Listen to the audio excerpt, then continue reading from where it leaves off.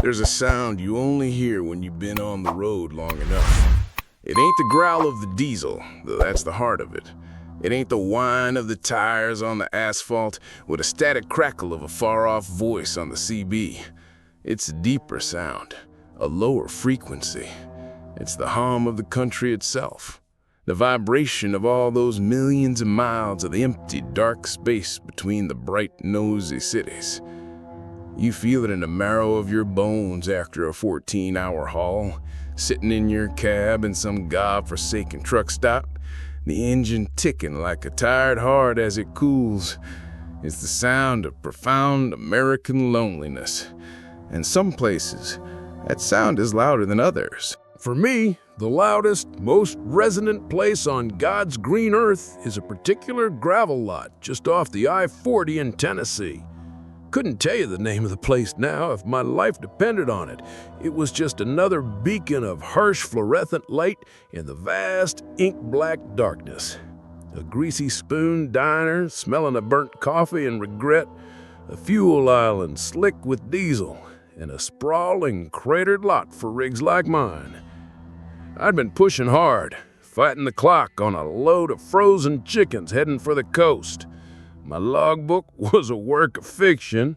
My eyes felt like they were full of ground glass, and my blood was more caffeine and nicotine than anything else. Pulling in felt like docking a ghost ship after a long, weary voyage.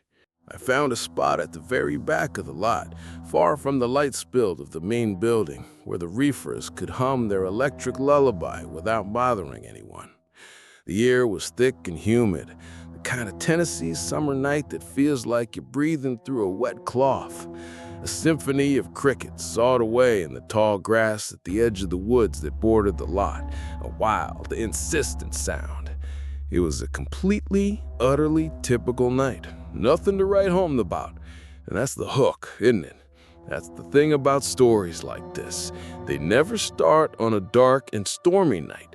They start on nights just like any other, when your guard is down and you're just a tired man in a steel box trying to steal a few hours of shut-eye before the sun comes up and you have to do it all over again. Truck stops are their own little worlds with their own rules and their own inhabitants. There are the other drivers, solitary kings in their own castles, nodding at you over a cup of diner coffee but never really connecting.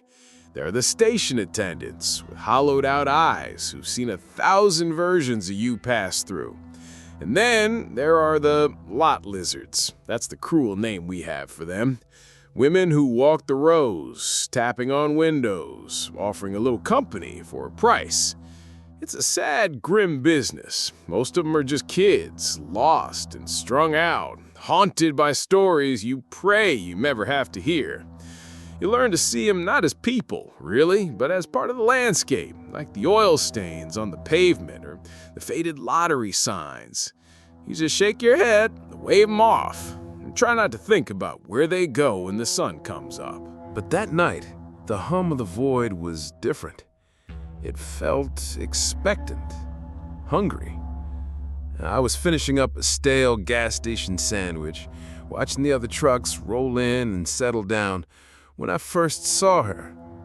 She was just a flicker of movement at the far end of the lot, on a map only she could see. And as she moved from the shadow of one rig to the next, drawing ever closer, I felt a cold knot tighten in my bed. This wasn't part of the typical scenery. This was something else entirely. You see a lot of desperation out on the road. It becomes a sixth sense. You can read it in the twitch of an eye, the tremor in a hand reaching for a cigarette, the way clothes hang off a frame that seen too few good meals. It's a silent language of need. The women who walk the lots, they're fluent in it. Their whole sales pitch is written in that language. But her? She was a vacuum. She was silent, not just in her voice, but in her entire being. She absorbed the sound and the light around her. As she came down my road, she didn't look left or right. The relentless chirping of the crickets seemed to falter and go quiet as she passed. The low industrial thrum of the reefer units on the other truck sounded distant, muffled, like I was hearing them from underwater. All the sound in the world was collapsing into the shrinking space between her and me. She wasn't what you call a standout. Looked to be in her mid-30s, maybe pushing 40. Her clothes were plain, worn-out jeans and a dark, faded t-shirt with no logo. Her hair was a nondescript brown, pulled back from a face that was neither pretty nor ugly. It was just a face, worn smooth, like a stone from a riverbed. But here, in the dim, sickly orange glow of the truck stop, her sheer anonymity was terrifying. I'd already decided I was gonna wave her off, but my hand froze midair. She wasn't looking at me, or rather, she was looking at the truck, not at the man inside. Her head was tilted slightly, an inquisitive, predatory angle, like a bird studying a beetle. She stopped right beside my door. The air grew cold and heavy. For a long, stretched-out moment, she just stood there, perfectly still. I could hear my own heart thumping a heavy, stupid rhythm against my ribs. "Hey, you all right there, ma'am?" I finally asked, my voice sounding rough and alien. I didn't roll down the window. You'd never, ever roll down the window. She didn't react to my voice. Slowly, she lifted her head, and that's when the feeling in my gut went from a tight knot of unease to a spike of pure, crystalline ice. She wasn't looking at me. She was looking through my window, into the dark sanctuary of my cab. Her face was a blank mask. No smile, no frown, no sales pitch, just a vacant, consuming intensity. It felt like I wasn't a person to her. I was just an object in a box, an insect in a jar. My rig is my castle, my fortress. It's 40 tons of American steel and diesel, and when I'm behind that wheel, I am the king of my own rolling world. I'd believed that for 20 years. But when she finally raised her head and aimed that dead calm gaze into my cab, all that steel and horsepower felt like it had turned to cellophane. Every instinct I possessed was screaming at me to run.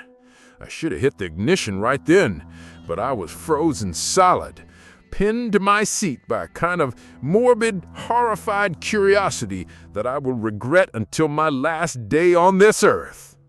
She took one deliberate step closer, her body now right up against the door. The weak, multicolored light from my dashboard instrument spilled out and caught her face, and for the first time I saw her eyes. And my world, my understanding of the world, just stopped. They weren't eyes. I don't know what they were, but they weren't human eyes. There was no iris, no pupil, no sclera. There was only a pair of smooth, perfectly round, polished orbs. They looked like marbles, like the kind of deep, smoky gray glass you see in an expensive paperweight. They were completely seamless, reflecting the dim red and green lights of my gauges and tiny, distorted swimming points of light. They didn't blink. They didn't focus or track. They just were. Smooth, dead glass spheres pushed into the sockets of an otherwise human face. The breath caught into my throat like a fishbone. It was like looking into two small, polished pieces of a starless night sky. And I knew, with the certainty that defied all logic, that there was nothing behind them. No thought, no soul, just an endless, smooth, glassy emptiness. She raised a hand, slow and steady, and pressed her palm flat against my window. I flinched back so hard I hit my head on the sleeper cab wall. Her hand was shockingly normal, a little rough, with dirt under the nails. It was a human hand.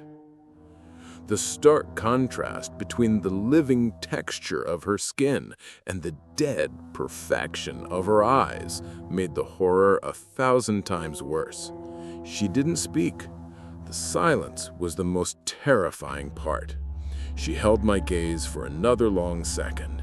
Then she lowered her hand from the window and slowly, with a grave digger's patience, uncurled her fingers. Resting in her palm were two more of them, two identical smoky gray glass marbles. She held her hand out, an offering. The gesture was simple, ancient, and perfectly clear. She wasn't asking for money. She wasn't offering her body. She was offering a trade. And in that one horrifying, silent, and eternal moment, I knew with a certainty that went deeper than thought what the terms of the deal were. I looked from the two polished spheres in her hand up to the two identical ones set in her face, and I knew what she wanted in return. I understood that the two beautiful, terrible things in her palm had a price. And that price was the two seeing, feeling, living things in my own head. The spell shattered. The paralysis that had gripped me broke apart into a million shards of pure, panic-fueled adrenaline. My hand, slick with cold sweat, slammed down on the ignition key. The engine coughed once, then roared to life with a thunder that felt sacrilegious, a violent tearing of the tomb-like silence she'd woven around my truck. For a split second, her expression, or the lack of one, changed. It was nothing. The blankness just seemed to deepen. She didn't pull her hand back. The two glass orbs sat there in her palm as my truck shuddered and the air brakes hissed like a nest of snakes. I slammed the gear shift in at first. My foot stomped on the accelerator, and that Peterbilt lunged forward like a speared animal. The tires screamed on the loose gravel. I twisted the wheel hard, cutting a sharp, reckless turn. In my driver's side mirror, I caught one last glimpse of her. She hadn't moved an inch, her hand still outstretched with its terrible offering. My headlight swept across her, and for a terrifying, impossible instant, her glass eyes caught the full beam. They didn't just reflect it, they flared with a brilliant, blinding white light. Then she was gone, swallowed by the darkness. I put the hammer down. I flew out of that truck stop lot and onto the feeder road, ignoring stop signs, not even slowing down until I hit the on-ramp for the interstate. I pushed my Rick up to 80, then 90. The engine screamed in protest, but I didn't care. I needed distance. For the next 100 miles, I didn't think. I just drove. My knuckles were bone white on the steering wheel, and my eyes were glued to my 3 mirrors, scanning, always scanning. Every pair of headlights behind me belonged to her. When the suns finally started to stain the eastern sky, the adrenaline began to fade, replaced by a deep, full-body tremor. I pulled into the biggest, brightest, most crowded service plaza I could find, parked right under a security camera, locked my doors, and just sat there, shaking so hard my teeth chattered. I never delivered that load of frozen chickens. I sat in that brightly lit service plaza until my shaking subsided. Then I called my dispatcher. I told him I was quitting, just like that, after 20 years. I dropped the trailer in the lot, took a bus back to a life I'd barely recognized, and sold my rig a week later. For 2 decades, that cab had been my home, and one night, it had become a haunted house. For months, I was a wreck. I couldn't sleep without a light on. I'd wake up covered in sweat. The image of those 2 marbles in her palm burned under the back of my eyelids. I found myself staring at people's eyes on the street, searching for the telltale gleam of glass. One night, I bought an old CB radio at a yard sale and set it up in my garage. I just listened to the chatter, the familiar rhythm of the highway. And then, one night, deep in the static, I heard it. A young driver, his voice cracking with fear. He was talking about a truck stop in Tennessee, just off of I-40, about a woman who walked the lot. He called her the collector. My blood ran cold. He said she didn't talk, that she just came up to your window and showed you what was in her hand. Then another, older voice crackled on the line. Yeah, the glass-eyed girl, he said, his tone ancient and resigned. Been walking that lot for years, son. Don't look her in the eye, and whatever you do, don't take what she's offering. A chorus of voices joined in then, a tapestry of rumor and fear.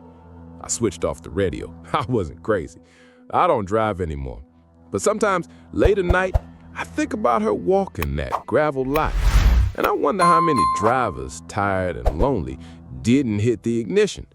I wonder how many empty-eyed people out there right now hauling their loads down the dark highways with two smooth, heavy glass marbles hidden away in their pockets.